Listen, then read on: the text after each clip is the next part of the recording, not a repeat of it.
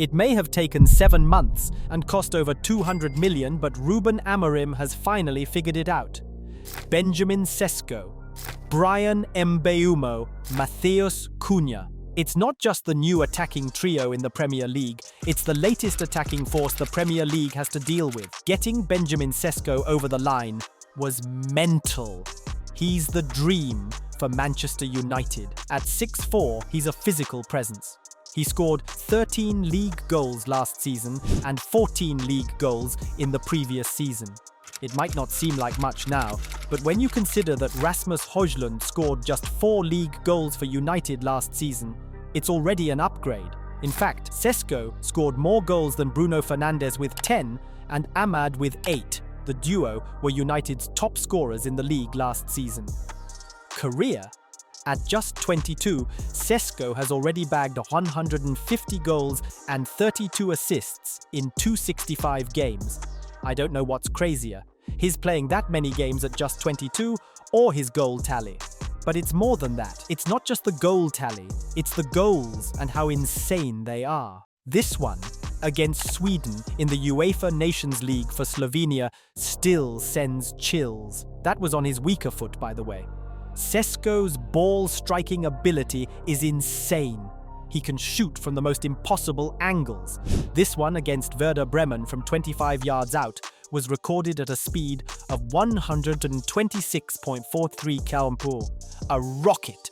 But arguably, the most impressive thing about Sesko isn't on the ground. It's when he jumps and how high he can jump. His leap and the levels he can get to are crazy. 39 goals in 87 games for RB Leipzig. Again, the numbers could have and should have been more. See guys, Leipzig had a disappointing campaign last season where they failed to qualify for European football, but Šeško still managed double digits in league goals.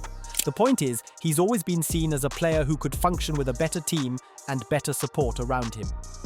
You could make the argument that RB Leipzig might be better than United in terms of league standings and finishes from last season, but then again, this isn't the same United team from last season. Benjamin Sesko's addition to that squad makes it ruthless. The physique, combined with the goals, his aerial threat, it's a package that strikes fear into opposition centre-backs and defences trying to deal with him. But Benjamin Sesko is one piece of what United has added with the attacking trio. Down the right, it's the former Brentford starman who's ready to cause damage at Old Trafford. United finally got the deal for Bryan Mbeumo over the line a couple of weeks back. Just like Sesko, he immediately comes into this United team and becomes an upgrade. He scored 20 league goals last season. Already, Bryan Mbeumo becomes a goal threat. But it's more. Mbeumo was coming off the back of a personal best in the Premier League with Brentford. The point is, he'd been putting in solid numbers too. 4 goals in his first season in 2021-22. In the 2022-23 and 2023-24 campaigns, he managed 9 each. Last season, 20. The idea is clear. Mbeumo has been on a progressive trajectory in the league. He's proof of the idea Ruben Amorim has been trying to push for his Premier League signings in attack. He doesn't just want talent, he wants league-proven talent. Mbeumo's goal contributions of 27 in the league ranked him 3rd, just behind Alexander Isak and Mohamed Salah. His goals were the 4th highest in the league. He topped the XG for expected assists with 9.26. And yeah, there's more. Operating down the right, Mbeumo was a constant threat. He ranked first for the most crosses attempted with 202 last season. It's very straightforward to see the plan here.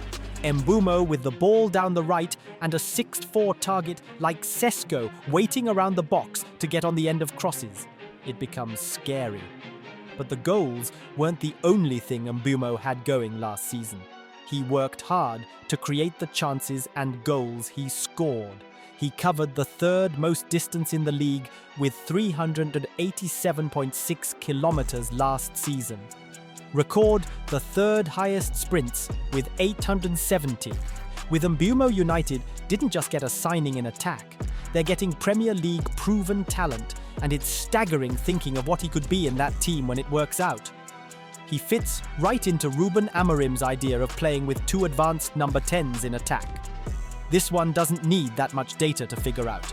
At Brentford, he played more on the right. At United, he'll be playing in a system where he's much closer to the goal. If he's getting more shots off with his numbers, he becomes an even bigger goal threat. The same way down the left, United's first attacking statement signing of the summer will be looking to make big waves in the league soon. Matheus Cunha, the talisman at Wolves, 15 Premier League goals last season, 6 assists, 21 goal contributions, just like Sesko and Mbeumo. That's higher than anything United produced in attack last season. Another upgrade. But that's only the beginning. Matheus Cunha is something United hasn't had in years.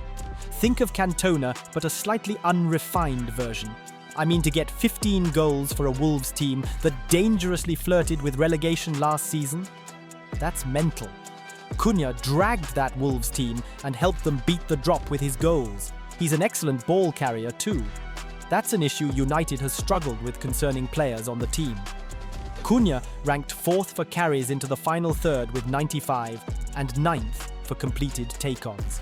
He can drop deep or get the ball in half spaces, turn and take on the man, or drive with the ball to dangerous areas. Plus, just like Mbeumo, he works very hard too. He won possession 125 times last season, the 6th highest out of forwards in the league.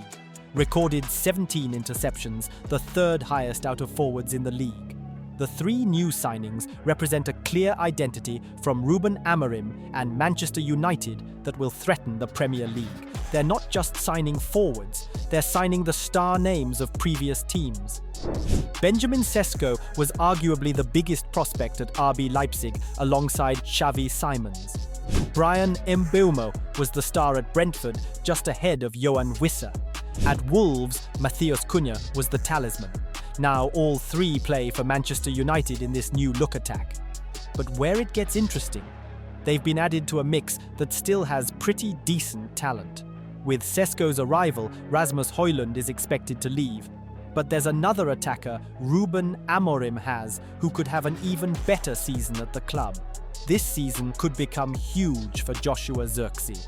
It's why the club and Ruben Amorim chose to keep him instead of Højlund. When Zirkzee made this statement, a lot of people laughed. Now this could be the season he proves people wrong. Zirkzee is far from being the finished product. But the pressure of playing for United always meant he'd be judged on one thing: the goals. He scored just 7 and recorded 3 assists in his first season for United. It'll be easy to write him off after that, but again, in this United attack, Zirkzee has a role that not many people seem to understand. He really is a 9.5. Now he'd get the chance to prove it in this setup. Because of how technically good he is, Zirkzee can play either as the lone striker up front or one of the 2 number 10s behind the main man. Seems many have somehow forgotten that before last season, he was a crazy wildcard in Serie A. In the 2023-24 season, Zirkzee ranked 8th for chances created from open play with 43, ranked 5th for big chances created with 11. His 52 dribbles completed were the 6th highest in Serie A. He also worked hard that season. He won possession 30 times in the final third, the 2nd highest in the league that season. With the arrivals of Sesko, Mbeumo and Cunha, suddenly the pressure of scoring goals isn't heavily on his shoulders again, and that's what makes it easier. Zirkzee can then focus on playing his game, being that connector like he was at Bologna. If he's up to speed and plays like he did in Italy and gets his confidence back, Zirkzee is another layer added to United's attack that's already looking stacked. With all the new signings, another player in United's attack that would be expected to kick on is Amad. Panenka in the Snapdragon Cup final? Yeah, still that guy. United had a disappointing campaign last season and only managed 44 league goals, but one of the shining lights was Amad stepping up in the big games. He had 8 goals and 6 assists in the league last season. When he got that 3-month injury layoff off United, missed him. Whether it was playing at left wing-back or on the right in that front three, he made a difference. When the attack looked sluggish, he was the one who tried to drive the team forward. It's unclear whether Amorim will continue playing him at left wing-back or rotate that right inside forward position between him and Mbeumo. If he does, it's another problem for Premier League fullbacks. I mean, imagine having to keep tabs on Mbeumo all game and having a direct replacement in Ahmad come on with his pace and ability to drive into spaces and cause danger. With all these signings, it just means that for the first time in years, we could get to see the best of one man, Bruno Fernandes. He's been the talisman for years. Suddenly, he doesn't need to anymore. Goals, Bruno Fernandes doesn't have to drag the team anymore. United have Premier League proven players in attack who can score goals. No disrespect to Rasmus Højlund, but now Bruno can play those risky passes in attack, knowing he's got a striker who is as unpredictable with his shots as Bruno is with his passes. He's got a direct target to aim at.